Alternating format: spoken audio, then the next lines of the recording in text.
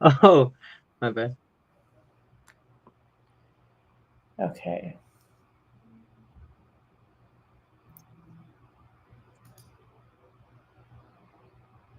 Okay, premium is required to live room. Please upgrade to a premium.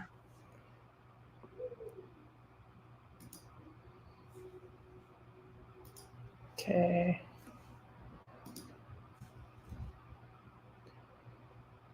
Okay, why are we not going live? Hang on a second. Just gonna check here. Oh, we are. There we go. Some pep. I know, Kathy. I'm like, oh, what's going on? Hello, everyone. This is a little bit of a time change for us. We had to accommodate our very special guest today.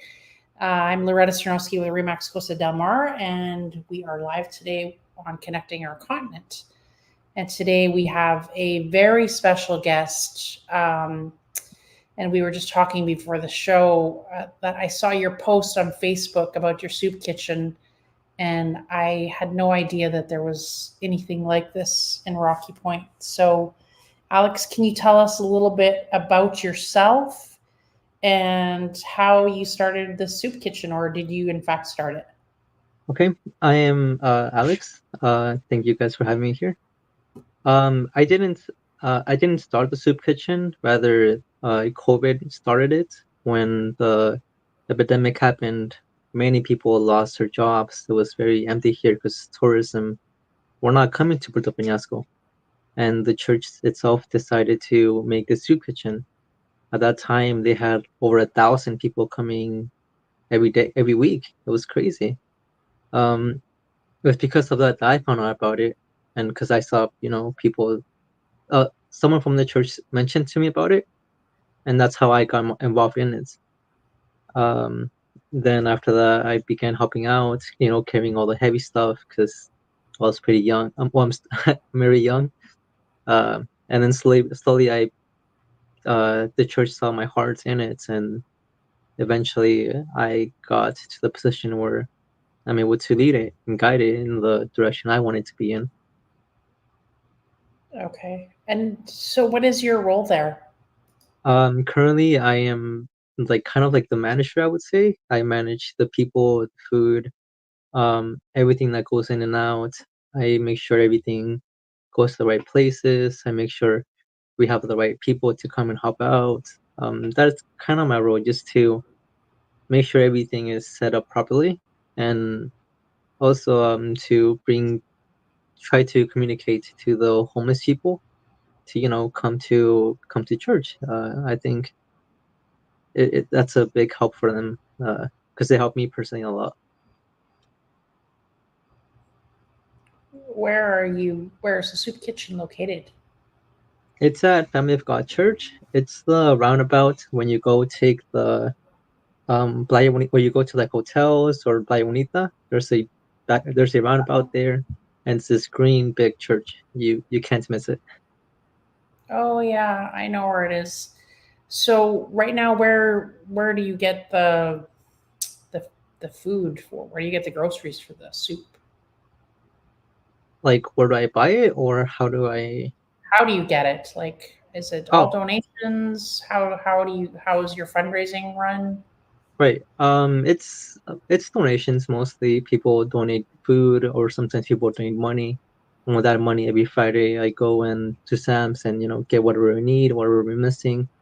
Just make sure we always have whatever we need. That's kind of how we manage the whole thing. And where's the bulk of your donations come from? It's it's mostly from our church or other churches that want to support us from the States. That's kind Okay. of mostly where our church is. I think it's mostly because not a lot of people from Rocky Point know about it. I always just assume they knew. Yeah, of course. We have a question. What kind of food do you need donated? Well, let's see. Rice, beans, lentils, tuna, just uh, tomato soup, sometimes we have dogs coming in from the homeless people. I don't know if you ever see them coming in. I don't know if you ever go on the street and you see some homeless people with dogs. We personally feed the dogs there sometimes whenever we have food to provide for them. So dog food would be good too. Just the generic stuff that we can use for any type of food, mixed vegetables. That's something else that we need. Mhm. Well, you probably struck a chord with Kathy because she loves dogs. How many meals would you typically serve in a day? And is it every day? It is Tuesday through Friday, so 4 times a week from 10 a.m. to 12. We currently right now we have 80. That's our regular right now, but it always changes from what I don't know what they think, but it always changes from sometimes it's 100, sometimes 60. Wow. So we never know. We just know we have to be ready for any number that comes in. Sure. So, what's your typical day like at the soup kitchen? Um, I come in, I make What sure time I are you cover. there, Alex? I'm sorry. What time are you there? I'm there at 9 a.m. Okay. Yes. So I go in, I tell everyone where to go, where to oh I tell everyone, what to do. They already know what to do basically. I just go in, make sure everything's there, make sure everything's structured, and uh 10 a.m. we open the soup kitchen, people come in, we we serve them. We have like a little message, about church and stuff. Hmm. And then we talk with them. That's kind of the biggest thing we are aiming at right now, to try to have not just here take the food, but rather, hey, Right. I'm here for you. What, you're not by yourself. I'm here to talk to you whenever you want to talk, Right. and have more of a fellowship, have more of a see them as human beings rather than just people we have to feed. So, the people that come there, they are homeless. Yeah, yeah. About, I would say 90, 90% are homeless. Some of them have a home, but they don't have food. So that's kind of how we have it right now. And your team that works with you, are they volunteers? Are they paid staff? I am the only staff there Okay. because I'm there all the time, Uh-huh. and we had to find. Well, there was this lady that volunteers like the head kitchen place because I can't cook. But this lady came in, she volunteered, she cooks, and we gave her some offering so she can, stay every day with us, so I don't have to worry about who's gonna cook the meal for me today. Mhm. So she's besides me and her, we're the only ones that are getting offering, and everyone else is getting everyone else is volunteering. That's the best part. It's not, yeah, we allow everyone to come in and share this blessing with us. Okay. So, you're associated with the church. Do you have any kind of like accounting? Is it tied in with the church? Are you separate, or is there like books or that type of We thing? well, we're not really a company. We're more of a like a missionary kind of thing. Yeah. Yeah, a ministry. There you go, a ministry. We're a ministry. That's what we are. So we're basically underneath the church, but it's all together. We're all the same people. Okay. So if an American gave you a sum of money, would you be able to give them a tax receipt for the United States? Yes, we do provide a bunch of we provide a lot of tax returns receipts to make sure everyone gets a re reduction. Okay. You just have to speak with the pastor about that to make sure we will provide that for you. Okay. Yeah, Okay. because some people just donate something, like, okay, that's it. Like, yeah. Yeah. And so Alex, what kind of challenges are you facing running the soup kitchen? um hmm. Well, the biggest challenge I have right now is just being able to have them understand that, hey, we we're here for you. A lot of these people that are homeless, they are mistreated or not in the right mind. So it's kind of hard for us to help them get that message across that we are here. They don't want to hear people. They don't want to be with anyone. They're very antisocial, and we just but once they actually let us in, we help them out as much as we can because we want them to not live in the street. We want them to Right. change their mind, their thinking. So that's kind of my biggest challenge right now. Is just opening up their hearts to us because the rest of the world has been bad to them. Sure. How has the community responded to the soup kitchen? Um, I don't believe the community really knows about us. I just always assumed they did. But the very few people that do come from a part of the church, like they've been very helpful. There was this lady I've never seen that ever came to our church, but she just donated a bunch of soup and like once every week. She was such a nice lady. Um, Someone just donates, $20 a week, and that means a lot to us. So I just once they find out about us, they're just very grateful, very thankful. It's really cool. I guess Porta Privada donates some food or money, which is good. Do you Um, Not sure. do you have a story that you can relate to us? Something that sort of affected you emotionally about an experience at the soup kitchen, that someone that you helped?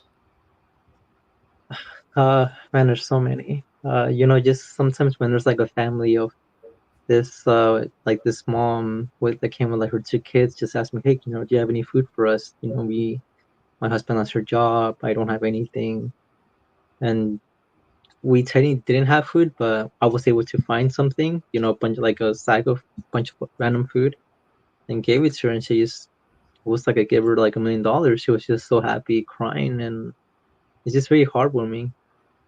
There's this man named Juan Carlos that just comes to our Bible study. We feed him, but he doesn't even come for the food anymore. He comes to have fellowship with us. And Okay. and this one time he's like, "Oh well, no one loves me." I'm like, "Of course, people love you. God loves you. The people here cooking for you loves you. I love you." And he just like didn't know what to say, but you could tell it just hurt him. Never hearing, "Hey, I love you." So Right. that's kind of it's really heartwarming seeing that change in them, seeing that smile in them. Of course. So for people listening in tonight, how do they go about contributing to the soup kitchen? How would they Right. donate money?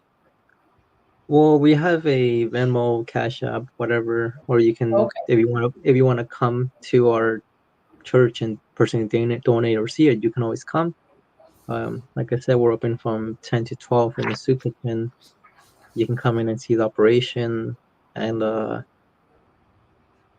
can tell you, hey, we're running low on lentils this week. Can you please donate some or whatever they want to come in? I always have an answer for them on what I need or what the church needs. So do you kind of make the same thing all the time, or No, it's we always have the same ingredients, but with a bunch of ingredients, you can always make different stuff. Tuesday, Wednesdays we have spaghetti. Tuesdays we have lentil soup. Thursdays it's like bean soup. So it's always we make sure it's always different. so for Americans and Canadians watching this that may not be aware, is there not any government agencies or organizations that would help you? Um, I I don't know if they would help us. All I know is that they currently do not help us. I'm not sure if that's part of our fault for not trying to ask them for help, but so far no one really helps us. I know that Las Palomas hotels donates us a bunch of food sometimes. But apart from that, I don't really know where the money comes in from. All I know is that um we always have what we need, thankfully. Even That's with the little we have, we make sure we provide enough for everyone. And so remind me again how long the soup kitchen's been open? It's been open the moment COVID started. When COVID started, that's when the soup kitchen opened because of it. Of Many course. people lost their jobs, so we had to open it for them. So since it opened, how has it changed? It's been changed a lot, and it's still changing. Before, because of COVID regulations, we were just able to give them like a sack of food, 2 sandwiches, crackers, water, chips or whatever. And we gave over 1,000 every day. It was crazy. But thankfully people got their jobs back, the numbers went down, and now I can actually provide for them a spot inside of the church. Hey, come in, sit down, enjoy the meal, and be able to talk to them. I like now it's no matter now it's more of like, I'm here for you rather than here's the food and bye. There's a big difference between that. So the last, like, COVID's not over, but since it's decreased, say in the last year, has it kind of stayed the same, or has there been more of a demand, or what the numbers of people that need help? It went a lot lower, and now we can truly see which people really need help. Um, you know, Before it was 1,000 people, and now it's 100 people. So definitely the demand went down a lot. But just because it went down a lot, there is still people in need, and these are the people we really want to focus on, who really needs it the most, and how can we help you, not just financially, but um, in your life. How can we help you change your lifestyle? How can we help you not continue this cycle of whether addiction or whatever it is? Right.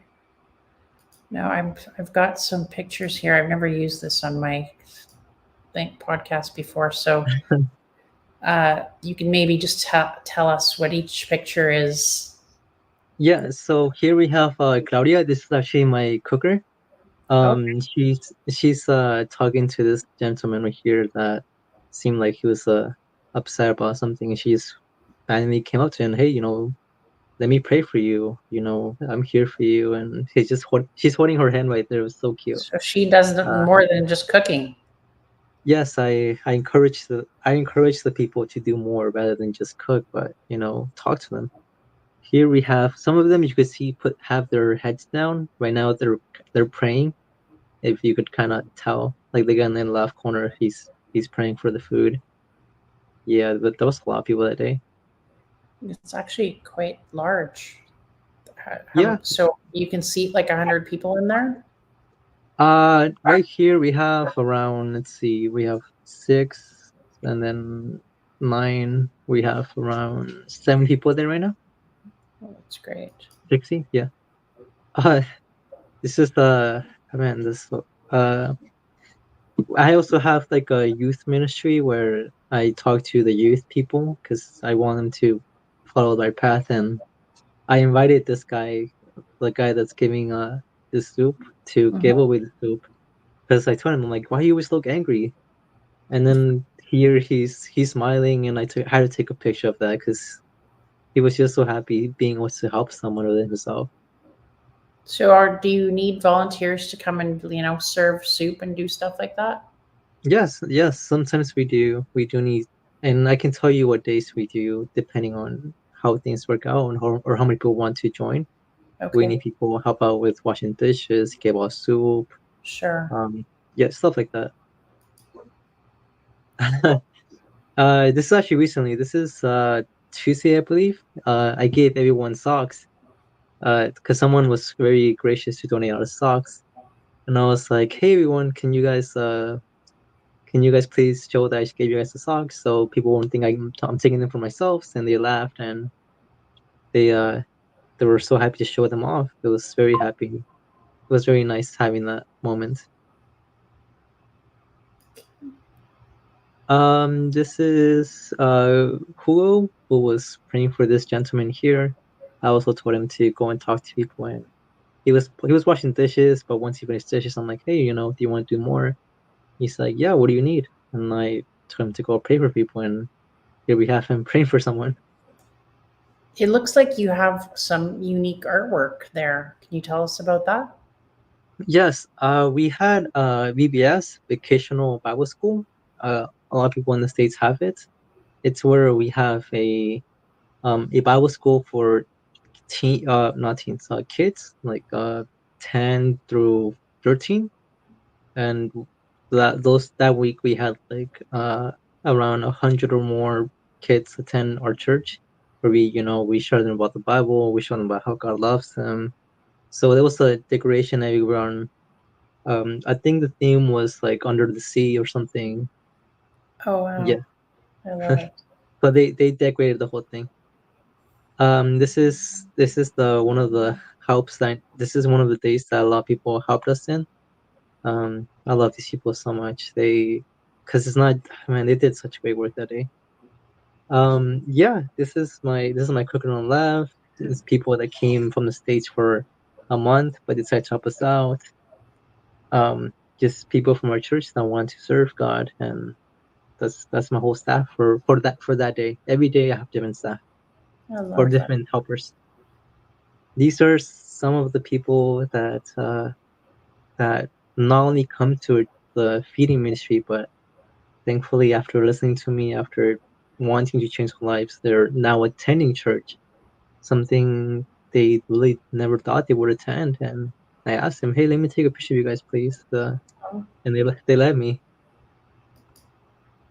Uh, um, Sometimes we have a lot of different events that I try to put for them. Here we have this happened last month. I contacted this person that owns a school for barbershop, and he came to the feeding ministry to cut people's hair for free. So here we have a lot of them cutting their hair. oh, that's great. Yeah. Here's a different day where they cut hair again. They've been coming every 2 weeks now. Um, yeah, I want to provide more than just food. Cutting Sure. hair. Last 2 months ago we had like vaccinations, so just basic human stuff that people need. It's all about feeling better, not just Yeah. food. This is actually Juan Carlos, one of the guys that I told you that Okay. when I told him, hey, I love you, he actually really hurt him. But he actually got baptized and decided to follow God. It was a very beautiful day that day.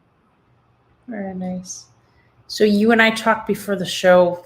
You kind of lived in both countries. Sort of, you and I have the same about each other. And now you're in Puerto Penasco here and Yes. loving it like me. So, what would you say is the most rewarding part of your work? What? I'm sorry, what? What is my What's what? the most rewarding part of your work? Um, just being able to help these people, honestly. Um, they're just not people that are they're not just drug addicts, they're not just people that made wrong decisions, but they're human beings. And just being able to be having that privilege to talk to them, that's the most rewarding for me. Like having them actually open up to me sometimes. Like sometimes they're like, hey, can you please pray for my health, please pray for my addiction. Or sometimes they're like, hey, Brian, I haven't drank in the past 2 weeks. And they're giving me that like opportunity, to share that with them, have that celebration with them, like, hey, great job, I'm proud of you that Yeah, you're you're not doing this anymore. So of course. just that fellowship with them is probably the best rewarding thing that I have with them. What do you see as the future for the soup kitchen? And what are your Um, plans? What's your vision? right. Well, right. We're currently making it a lot different. Right now, we have a sermon. Uh, like while they're eating, we have someone sharing the gospel to them, and then later on, I want to bring someone to sing to them, just random people to come in and and not random people that actually want to be there. To give them more love rather than here's food, bye. That's kind of the vision that I really want for them. Thank you. If you could change one thing about the soup kitchen or how things are run in Mexico, what would it be? How things are running in Mexico. Well, hmm, probably just more m- more consideration to the people. Um, it's just kind of hard because, like, yeah, things are going up in prices, but a lot of these people are in Mexico are not that don't have the funds to even buy any stuff. It's Right. okay for people that come out of states. It's a lot cheaper to come here and buy stuff, but for people living here in Mexico or Puerto Peñasco, it's very tough for them. Mhm. I can't even imagine, having like 3 kids and trying to provide for all of them. Like that's yeah. I know a lot of families struggle with stuff like that, and I I wish the government actually helped out more in that sense. How can Yeah. we raise the wages more? How can we help them make more money rather than just take all the money for themselves? So, Alex, thank you so much for being on my show. It was so good.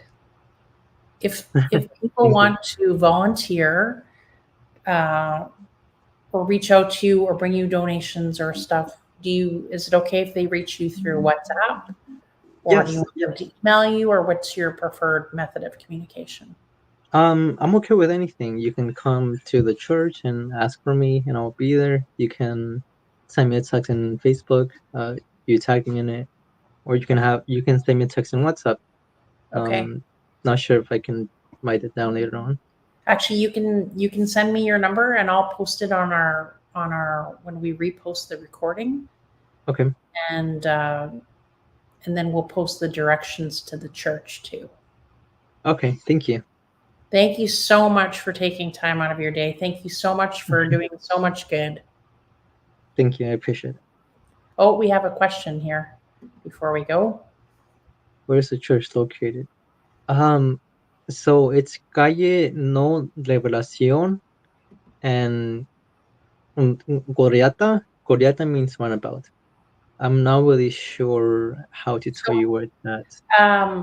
I think I have a good way to tell you. So, Roxy, if you're going to Sandy Beach, instead of turning left to go to Las Palomas at that stop sign, you turn right and you go to the roundabout, and the church is right there, right?